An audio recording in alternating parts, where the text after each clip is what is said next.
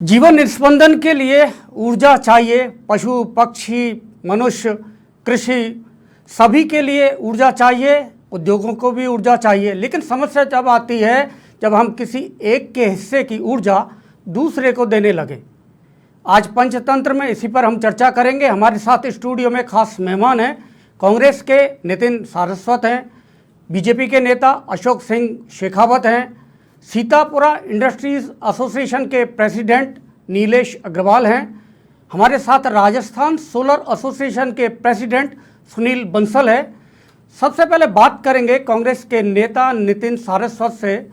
हमारे राजस्थान में जो ऊर्जा के स्रोत हैं, पर्याप्त भंडार हैं, लेकिन 5 साल आपकी सरकार रही, अभी भी बिजली की कटौती होती है, उद्योगों को बिजली नहीं मिलती पर्याप्त। लगता ऐसे है कि कहीं ना कहीं प्रबंधन में कमी रही है सरकार की।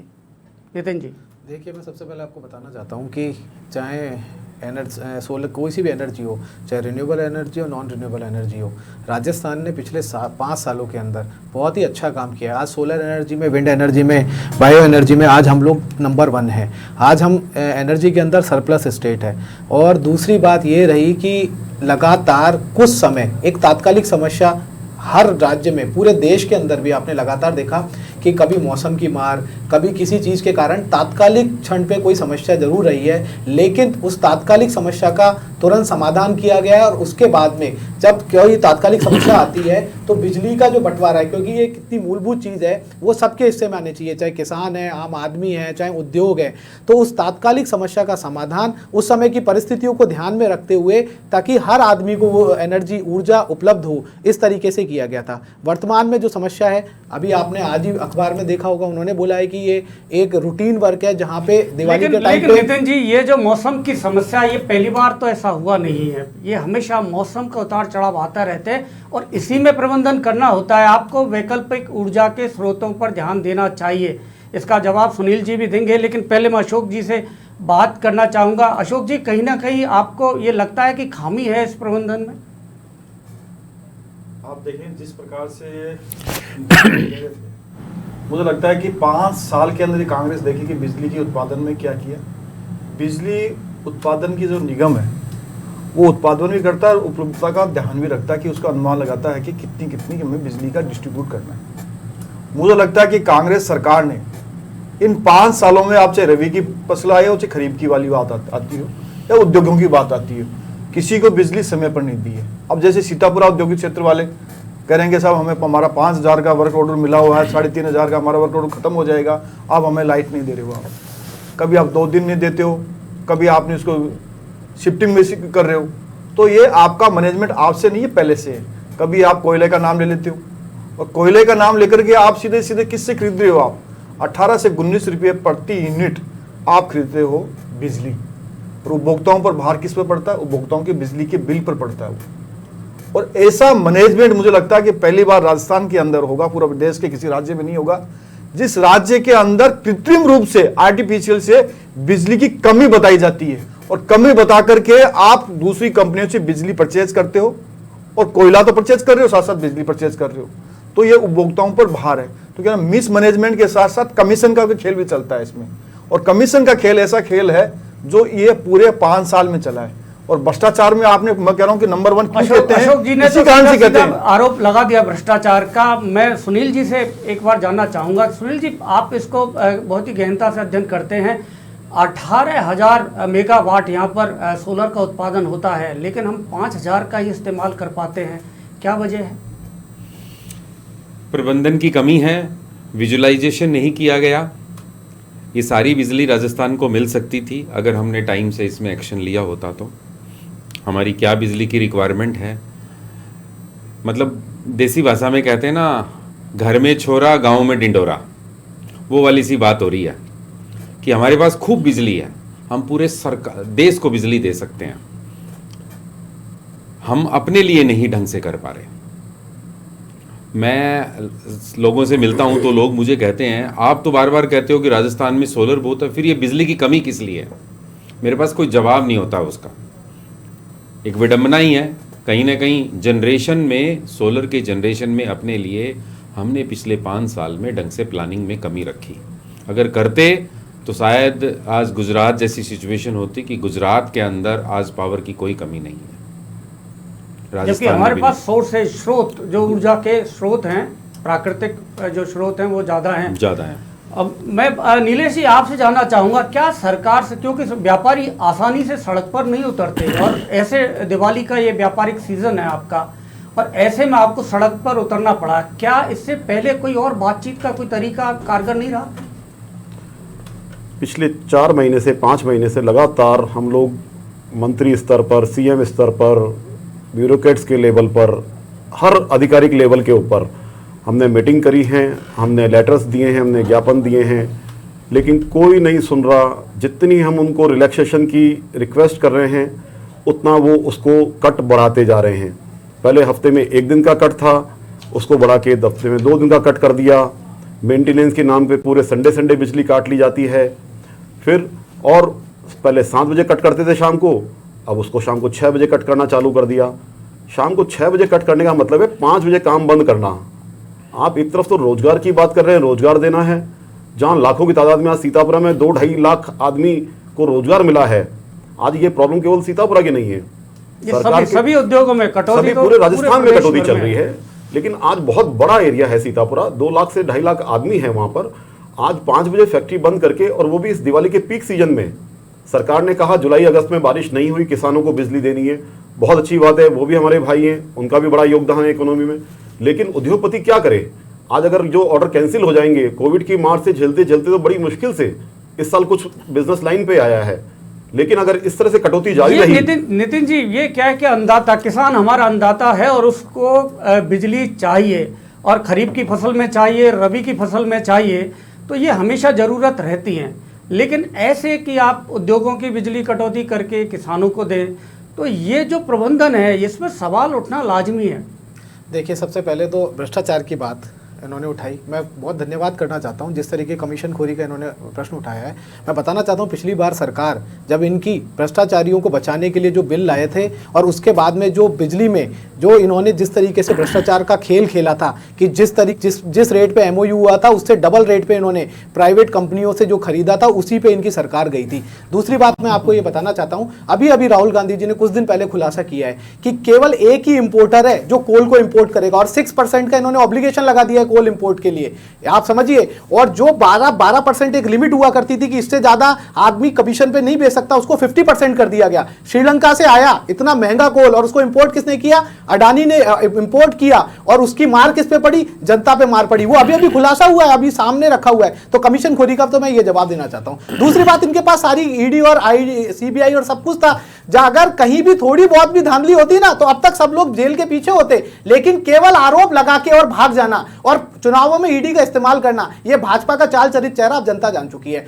साथ ही मेरे पैनल में एक सोलर एसोसिएशन से जुड़े हुए हैं, मैं कहना चाहता हूं कि सूरत के व्यापारियों के आपने हाल नहीं देखा होगा, उन्होंने कितनी बार आंदोलन किया है। लेकिन खैर, मैं गुजरात जाना ही नहीं चाहता, मैं राजस्थान की बात करना चाहता हूं। राजस्थान आज सोलर एनर्जी में नंबर 1 है, सोलर पंप बांटने में नंबर 1 है। ये हमने नहीं कहा है, ये केंद्र सरकार से हमें कई बार अवार्ड मिल चुके हैं। आज चाहे नॉन रिन्यूएबल एनर्जी के अंदर राजस्थान सबसे नंबर 1 पे है, और जिस तरीके से हमने ऊर्जा उत्पादन में सरप्लस स्टेट बने, वो इसी सरकार के कार्यकाल में रहे। अब आपने बात कही, इस समय आचार संहिता लगी हुई है, कोई भी नीतिगत फैसले सरकार नहीं लेती है। मैंने आपको जुलाई की बात कही थी, जुलाई में आप पूरे देश में हाहाकार था, केवल राजस्थान एकमात्र ऐसा प्रदेश था जहां कुछ दिनों के लिए इस तरह की व्यवस्था हुई। हमने किसान भाइयों को और जो आम आदमी है उद्योग धंधों से बात करके, जैसे मेरे साथी अभी नीलेश जी ने बताया कि हमने उनसे रिक्वेस्ट किया कि इन किसान भाइयों की इस समय फसल है, जैसे लानीना का प्रभाव था और उसके कारण फसल तो बहुत ज्यादा हो गई, लेकिन बरसात हुई नहीं थी और अचानक वो डिमांड बढ़ी, और वो केवल यहां नहीं बढ़ी थी, आप पूरे नॉर्थ इंडिया में उठा के देख लीजिए। और सबसे पहले किसी ने अगर सफल मैनेज किया तो राजस्थान सरकार ने किया था। अशोक जी, आपके जो सवाल था, आपका इनका सीधा आरोप है कि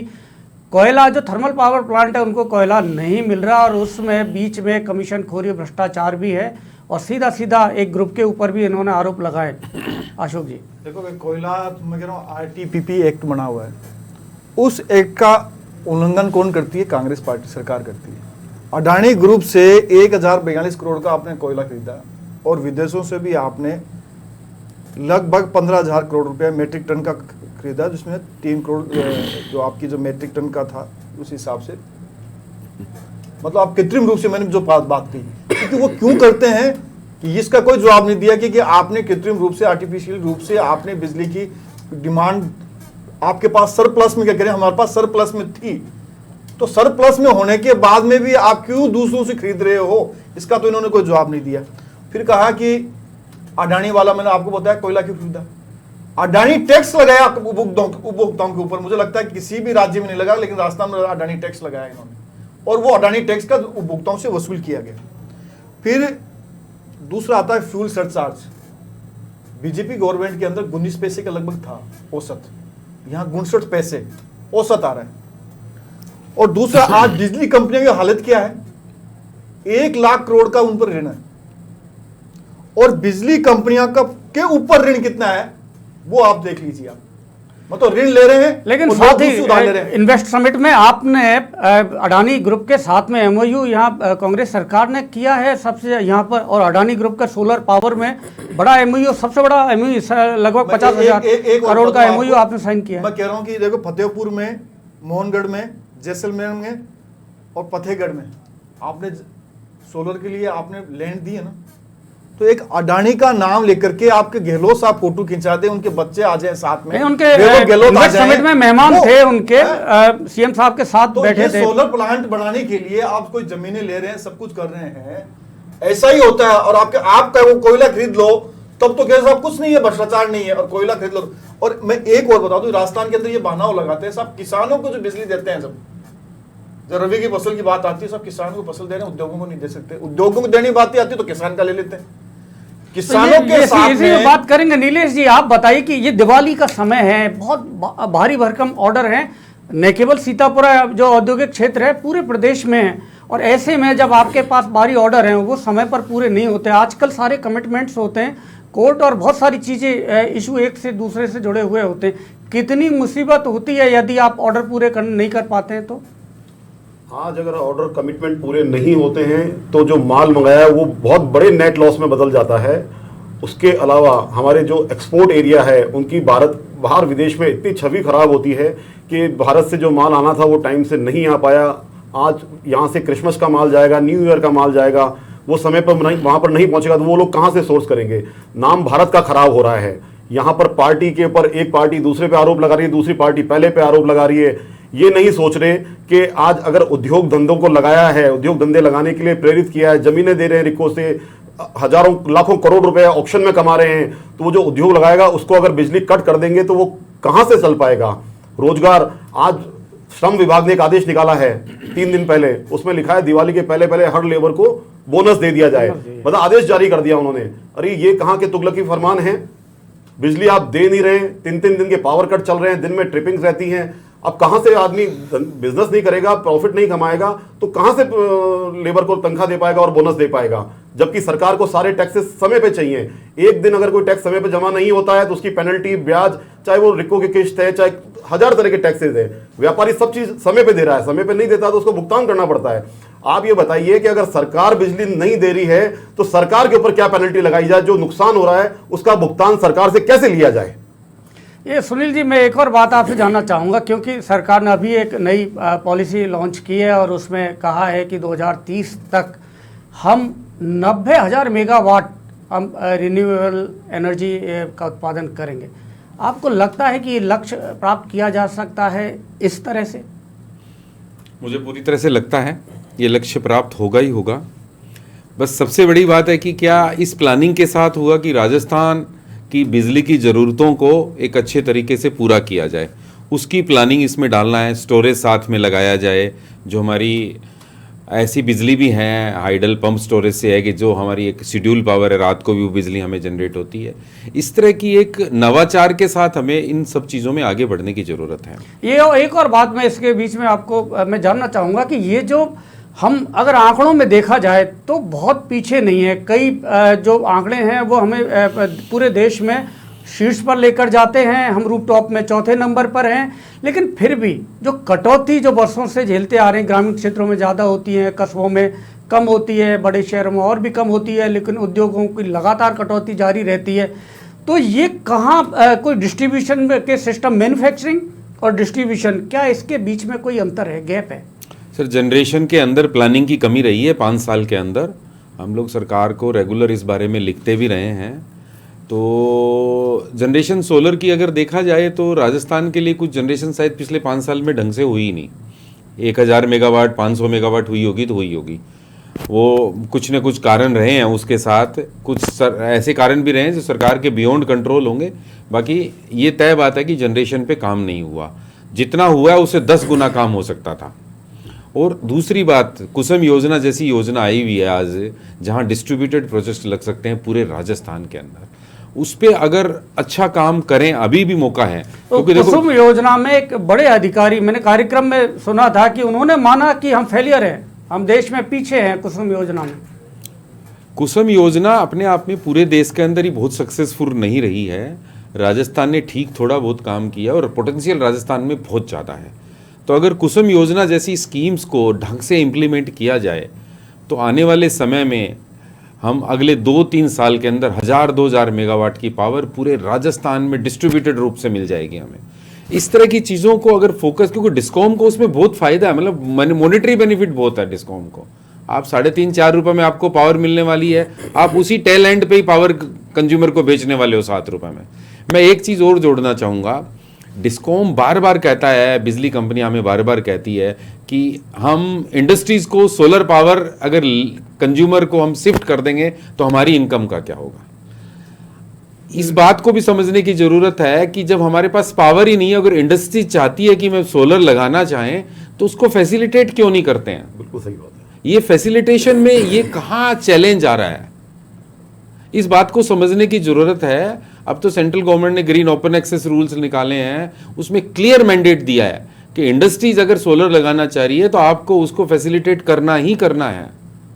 तो ये एक बड़ा मैसेज हमारी तरफ से है कि उनका इन्वेस्टमेंट ज़्यादा होता है, रिटर्न नहीं होता, आप कहाँ बेचे, जो कीमत मिलती है वो कम होती है, लागत ज़्यादा होती है, मेंटेनेंस की भी एक बड़ी समस्या है। तो कई दूसरी और चुनौतियाँ हैं जिनके ऊपर काम करने की ज़रूरत है। नितिन जी, जिस तरह से यहाँ सोर्सेज हैं, हमारे पास प्राकृतिक संसाधन है, उसका इस्तेमाल और बेहतर तरीके से हो सकता है। राजस्थान में सरकार को और ज़्यादा गंभीरता से काम कर सकती थी सरकार। देखिए, मैं आपको बताना चाहता हूँ कि सबसे पहले तो बात की इन्होंने फ्यूल सरचार्ज की। तो फ्यूल सरचार्ज वैसे तो विद्युत नियामक आयोग तय करता है, लेकिन मैं बताना चाहता हूँ कि इनके टाइम पे 67 और 64 पैसे मैक्सिमम टाइम जो फ्यूल सरचार्ज है ये रहा था, और जनता को राहत के नाम पे कुछ नहीं था। चाहे आप तो आंकड़े चेक कर लीजिए, अगर मैं गलत बोल रहा हूँ, मेरे डिबेट पे जाने के बाद में भी चेक कर लीजिएगा। एक्सपोर्ट की इन्होंने बात करी, इनके टाइम में 30,000 करोड़ एक्सपोर्ट था, पिछले 5 सालों में 2.5 गुना बढ़ गया है। आज 80,000 करोड़ रुपए, अगर चाहें तो मेरे साथी भी बता सकते हैं अगर मैं झूठ बोल रहा हूं। दूसरी बात, आपने अडानी को लेके कहा, मैं ये कहना चाहता हूं, एक अडानी को सब कुछ न्यौछावर कर देना, सारे नियम कानून चेंज कर देना उसको देने के लिए, जिस तरीके का आपने अभी हर में देख रहे हैं कि पहले 2 एयरपोर्ट मैक्सिमम थे कि आप मेंटेनेंस के ले सकते हो, अब कितने भी एयरपोर्ट ले सकते हो। मैंने आपको कोल के लिए बताया कि 6% पहले भी बिजली का उत्पादन होता था, और कभी बिजली के उत्पादन में कोल के कारण कोई इशू हमने आज तक सुना नहीं था, लेकिन 6% कोल इंपोर्ट करना पड़ेगा, ये केंद्र सरकार ने वो कर दिया है कि कंपलसरी आपको करना पड़ेगा, और उसमें पैसे का भुगतान भी जिस तरीके से उनको रियायत दी गई है, और गवर्नमेंट टू गवर्नमेंट में कॉन्ट्रैक्ट करके जिस तरीके से अडानी को मोनोपोली दी जा रही है। हम लोग मोनोपोली के विरोधी हैं, अडानी के विरोधी नहीं है। आप ये कह रहे हैं एक आपका चैनल, केवल आपका ही चैनल चले और आपका भी चैनल चले, इसमें बहुत बड़ा अंतर है। दूसरा, इन्वेस्टमेंट समिट की बात करी, पहले इन्वेस्टमेंट समिट होता था, एमओयू का पता ही नहीं होता था, जब आते थे एमओयू होते थे, इंप्लीमेंट होते थे, नहीं होते थे। इस बार इन्वेस्टमेंट समिट हुई, और जिस तरीके से एमओयू पहले ही साइन हो गए थे, उसके बाद में तो लेटर ऑफ क्रेडिट और ये सब साइन हुए थे। और रिन्यूएबल एनर्जी की बात करते हैं, आज राजस्थान कहीं भी नहीं था, आज 3-4 नंबर पर रिन्यूएबल एनर्जी में था, आज नंबर 1 में गुजरात को पछाड़ के यहाँ जो एमओयू है, नितिन जी आप बता सकते हैं कितने एमओयू धरातल पे आए? आप मुझे ये बताइए, पहले तो एक सबसे बेसिक फैक्ट्स आप समझिए। पहली बात तो उन्होंने बताया है कि 5 नवंबर तक अभी जो केवल मेंटेनेंस का काम चल रहा है, जो एमडी है उन्होंने बताया उसके बाद में कोई कटौती नहीं होगी, ये टेम्परेरी है, जो हमेशा दिवाली के टाइम होती थी। दूसरी बात मैं ये कहना चाहता हूँ, इस समय आचार संहिता लगी हुई है, गवर्नमेंट कोई भी नीतिगत फैसले नहीं लेती है, इतना तो ये बेसिक वो है कि गवर्नमेंट की तरफ से इस संबंध में कोई फैसला नहीं लिया गया। प्राथमिक आवश्यकता की जो चीजें हैं, चुनाव आयोग कौन कहाँ कटौती कर रहा है, कौन किसको कटौती कर रहा है, ये सारा ब्यूरोक्रेसी के हाथ में है। मैं तो आपकी तरफ से भी कर रहा हूँ निवेदन, पहले भी जब हमने किसान भाइयों को दिया तो उद्योग में जितने भी हमारे साथी हैं उनको कॉन्फिडेंस में लेके दिया, और मैं आपको लगातार कह रहा हूं, आप चाहे आंकड़े चेक कर लीजिए, पूरे नॉर्थ इंडिया में जब जुलाई और अगस्त के टाइम पे दिक्कत थी, सबसे पहले अगर इस समस्या का समाधान किया तो राजस्थान ने किया था। और जितने भी सोलर पंप को देने में अवार्ड हो, सोलर एनर्जी में हो, विंड एनर्जी में हो, बायो एनर्जी में हो, चाहे किसी भी तरीके की एनर्जी में जो राजस्थान को जो अवार्ड मिले हैं वो केंद्र सरकार ने दिए हैं, वो हमने घर बना के नहीं दिए। हमारी परफॉर्मेंस को जो सराहा है वो केंद्र सरकार ने सराहा है। जिस तरीके से राजस्थान ने एक स्पीड पकड़ी है, और मैं बताया कि 20% का आंकड़ा है, पूरा देश जो सौर ऊर्जा का उत्पादन करता है उसमें 20% केवल राजस्थान में होता है। ये तो हर्ष की बात है। अब मैंने इसीलिए कहा कि अगर कोई समस्या है, मैं तो फिर आपके माध्यम से निवेदन करना चाहता हूं। कटौती होती है। मैंने कहा कि सब कटौती किस जगह नहीं हो रही, आप उठा के देख लीजिए, तात्कालिक होती है। और मैं कह रहा हूं इस समय तो सरकार के हाथ में, तो कमी है, सरकार के हाथ में है ही नहीं। यहाँ तो उत्पादन ज्यादा है, फिर भी कटौती। आचार संहिता में कोई भी नीतिगत फैसला सरकार के हाथ में है ही नहीं। हमारे तो जब फैसले थे, क्यों किसको दिया जाएगा और किसको नहीं दिया जाएगा, ये तो रूटीन चीज है, कौन फैसला करेगा? नहीं, ये कोई नीतिगत फैसला ही नहीं है। इस समय सरकार तय कर सकती है। सबसे पहले आप यही बता दीजिए, इस समय सरकार तय कर सकती हो तो नहीं, तो बिल्कुल बेसिक सरकार रिक्वेस्ट करेगी और एमडी और जो आचार संहिता के अंदर चुनाव अधिकारी को रिक्वेस्ट की जाएगी, अगर आपके पास चुनाव अधिकारी उसका डिसीजन दे देगा। और उन्होंने बोला 5 तारीख के बाद में तो बिल्कुल कटौती होगी नहीं। और 80,000 करोड़ का एक्सपोर्ट कर रहे हैं, एक तरफ सुधार भी किया है और आपने 2.5 गुना एक्सपोर्ट को हमने सराहा। हमने तो हमेशा, आप क्यों एक्सपोर्ट कर रहे हैं उस बिजली को राजस्थान में? देखिए राजस्थान के उद्योगों को क्यों नहीं बन पा रहे हैं आप बिजली को एक्सपोर्ट कर रहे हैं। यहाँ सोलर ऊर्जा का उत्पादन 18,000 मेगावाट होता है। यहाँ से 5,000 करोड़ 5,000 मेगावाट ही राजस्थान में काम आती है। 13,000 मेगावाट एक्सपोर्ट कर दी जाती है। देखिए बहुत ही गलत बात है। मैं ये आपको बता, राजस्थान अगर इस तरह से 3-3 उत्पादन यहाँ होता है, इस्तेमाल कहीं और होता है, और महीने 2 महीने अगर रह गया तो ये बीमारू राज्य की श्रेणी में शुमार हो जाएगा। मतलब ये पक्की बात माने बीमारू राज्य की 5 नवंबर दिवाली इतने पास आ जाएगी। एक आजकल ये टर्म कंडीशन इस तरह की है कि आप अगर ऑर्डर किसी का लेते हैं, समय पर नहीं आप पहुंचाते हैं, तो केवल व्यापारिक नुकसान नहीं होता है, उसके साथ कई सारी लिटिगेशन और भी होती है, आपको झेलनी पड़ती है। आप ब्लैक लिस्टेड हो जाते हैं, आपको कई सारे आगे वर्षों तक उसका खामियाजा भुगतना खत्म हो जाती है व्यापारी की, पूरी जिंदगी खत्म हो जाती है व्यापारी की। एक उद्योग धंधा कैसे खड़ा किया जाता है वो व्यापारी से पूछिए आप। उसको माल खरीदना है, माल बनाना है, बेचना है, और आज उसको खड़े खड़े अगर लाइट की मार पड़ जाए, अगर हमें पता होता तो हम बड़े बड़े जनरेटर सेट खरीदते। आज हमें नहीं पता था, उन्होंने कहा था 2 महीने के लिए होगा पावर कट। आज खड़े खड़े उसको आगे बढ़ाते जा रहे हैं। कहां से रातों रात जनरेटर सेट लाएंगे आज? और जनरेटर सेट कितने लेके आएंगे? एक रात का जनरेटर सेट एक गारमेंट एक्सपोर्टर को 20,000 रुपए का खर्चा है। आप हिसाब लगाइए कहां से लाके देगा वो पैसा। बहुत गलत बात है। सरकार को इमीडिएटली इसको रेगुलराइज करना चाहिए। मतलब ये हमारा बहुत ही अशोक जी, कोई आपके पास ऐसा कोई फार्मूला है कि इस समस्या का समाधान हो सके? यदि चुनाव है, चुनाव के बाद आपकी सरकार भी अगर आए राज्य में, तो मैं कह रहा हूँ देखिए, 2 हमारे पैनलिस्ट बैठे तो स्वतंत्र रूप से हैं, व्यापारी भी हैं और एसोसिएशन के अध्यक्ष भी हैं। उन्होंने साफ कहा कि 5 साल के अंदर सरकार ने कुछ नहीं किया। कुछ क्यों नहीं किया है कि ये लोग लड़ते रहे, और लड़ाई लड़ोगे, ऐसा करोगे, और अब भी कह रहे हैं कि सब आचार संहिता लग गई इसलिए हम कुछ नहीं कर सकते। अरे भैया, कौन से हाथ बांध दिया आपके? मुख्यमंत्री अशोक गहलोत लिखा हुआ आता है, वहां ये नहीं लिखा था पूर्व मुख्यमंत्री अशोक गहलोत आचार संहिता के अंदर। आप लिखिए, करिए, कौन मना करता है? अपने काम के लिए तो अभी चिट्ठी लिख देंगे, लेकिन औद्योगिक संघों वालों के लिए बिजली देने के लिए कुछ नहीं लिखेंगे, क्योंकि इनका काम ही नहीं है। 5 साल इन्होंने यही काम किया है, हर क्षेत्र में इन्होंने यही काम किया है। तभी तो कह रहे हैं कि यदि आपने अच्छा काम किया होता तो इनको बिजली देते आप ये कह रहे हैं कि सब 1 महीना हो गया कट करते करते करते, और अब भी कह 5 तारीख, अब भी 5 करें, आज 25 होगी, फिर भी आपने कह दिया 10-11 दिन बाद में कर देंगे। कितनी यूनिट है राजस्थान के अंदर? मुझे लगता है कि 23 यूनिट है। 5 तारीख को अधिकार कहां से आ जाएंगे? चुनाव आचार संहिता तो अभी लगी हुई है। बहुत अच्छा आपने प्रश्न पूछा। पहली बात तो मैं ये कहना चाहता हूं, मेरे पैनल में बैठे हुए एक भी ने, मैंने जितने तथ्य पेश किए कि 2.5 गुना हमने एक्सपोर्ट करा, आज देश में इकोनॉमिक ग्रोथ में हम सेकंड नंबर 1 पे, रिको पार्क में लगाने में नंबर 1 पे, सोलर एनर्जी में नंबर 1 पे, विंड एनर्जी में नंबर, हर काम में नंबर 1 है, कटौती में भी नंबर 1 है, कटौती में भी नंबर 1 पे है। वो काट नहीं पाए, मैं बिल्कुल कटौती में नंबर 1 पे है। 5 नवंबर को मैंने नहीं कहा है, मैंने आपको बताया ये जनरेशन के एमडी, जो हमारे एमडी है, उन्होंने बोला कि अभी मेंटेनेंस का काम चल रहा है, हमने इसके अंदर रियायत दे दी है। दिवाली के समय मेंटेनेंस का काम दिया, 5 नवंबर तक मैंने दिवाली के समय मेंटेनेंस का काम, बिल्कुल, अगर आपने सुना होगा तो बयान का रिफरेंस दिया है मैंने, और जिस तरीके की पॉलिसीज हमने दी है उसका क्या रिजल्ट है वो मैंने आपके सामने रखा हुआ है, बिल्कुल आपके सामने रखा हुआ है। और सेकंड बात मैं ये कहना चाहता हूं, मैं फिर आपके माध्यम से मैं ये रिक्वेस्ट कर रहा हूं दोबारा से। नितिन जी, मैं एक और बात की, एक घोषित कटौती होती है और एक अघोषित भी होती ये है। बिल्कुल घोषित कटौती चल रही है हर दिन ये किस एरिया में घोषित और कहाँ इसके पे साथ क्या है? मैंने कहाँ कहा क्या है? एक अघोषित भी है। 2 महीने की बात हुई थी, 2 महीने की घोषित। रिक्वेस्ट कर रहा हूं, मैं तो फिर रिक्वेस्ट कर रहा हूं इस समय जहां भी मेरे अब अगर मेरे उद्योग के साथी हमारे राजस्थान में, जो कि हमने उद्योग को बढ़ाने के लिए जिस तरीके से काम किया, इन्होंने तो बिल्कुल उद्योग खत्म ही कर दिए थे। आज 2.5 गुना जो हमने बढ़ाया, जो इकोनॉमिक ग्रोथ को सेकंड नंबर पे लेके आए पूरे देश के अंदर, ये मेरे आंकड़े नहीं है, ये छुपे हुए आंकड़े नहीं है। मैं अपने मैं साथी फिर से ये एक कह दूसरा रहा चाहता हूं, हूं एक कि एक मैं रिक्वेस्ट कर रहा हूं कि मेरे उद्योग के साथियों को अगर दिक्कत हो रही है, बिजली जल्द कटौती से जल्द से, इसका उपाय करना बिजली चाहिए, महंगी उनके से ऑर्डर कंप्लीट होने उद्योग चाहिए। गुजरात क्योंकि में जा रहे जितना हैं। अच्छा ये अगर बात हमने तो सही है काम ना, किया नितिन जी? है ना, जितना ये अच्छा सही है, हमने नहीं काम बताइए। किया है, उसके ये लिए बताएंगे, हमारे बताएंगे उद्योग नहीं। के साथियों को रियायत मिलनी चाहिए। आज सरकार रियायत दे रही है, रिप्स की योजना है, हम सरकार के आभारी हैं। आज उन रिप्स योजनाओं के पीछे लोगों ने अपनी जमीनें खरीदी हैं, कंस्ट्रक्शन कर रहे हैं, प्रोडक्शन लेके आ रहे हैं, उन्होंने अपना सब कुछ झोंक दिया उसमें, और उसमें फिर बिजली कटौती लगेगी तो हम कहां से रीपेमेंट कर पाएंगे उसका, कहां से ब्याज चुकाएंगे, कहां से किस्तें चुका पाएंगे उसकी। मतलब सरकार ने रियायतें देके हमें वहां पर इन्वाइट कर लिया मैदान के अंदर, और वहां आने के बाद में हमारी बिजली काट ली। हम तो कहीं के नहीं रहे। मतलब ये स्थिति हो जाएगी, लोग आत्महत्या करने लगेंगे अगर ये बिजली चालू नहीं हुई। ये दिवाली का सीजन अगर इसी तरह कटौती में निकल गया तो आप सोच नहीं सकते कि किस कदर से बहुत बड़ा बवाल होने वाला है। लोग बहुत भारी नुकसान में चले जाएंगे, बैंक करप्ट हो जाएंगे। सरकार से निवेदन करते हैं इमीडिएटली इसको बहाल करें, वरना आज आपने एक नजारा देखा है 2-3 हजार आदमियों का, ये बहुत शॉर्ट इंटरवेंशन था। अब हमें इसको विद्युत भवन की तरफ घेराव करेंगे, जहां हमारा इतना बड़ा नुकसान हो रहा है। हम एक दिन का नुकसान और सहेंगे, सीतापुरा के 2 लाख आदमियों को भर के हम विद्युत भवन पहुंच जाएंगे, विधानसभा का घेराव करेंगे। चलो आज इस कार्यक्रम में अभी इतना ही। सभी मेहमानों का बहुत बहुत धन्यवाद। ऊर्जा का बेहतर प्रबंधन बेहद जरूरी है। पंचतंत्र में अभी इतना ही। आप देखते रहिए समाचार प्लस।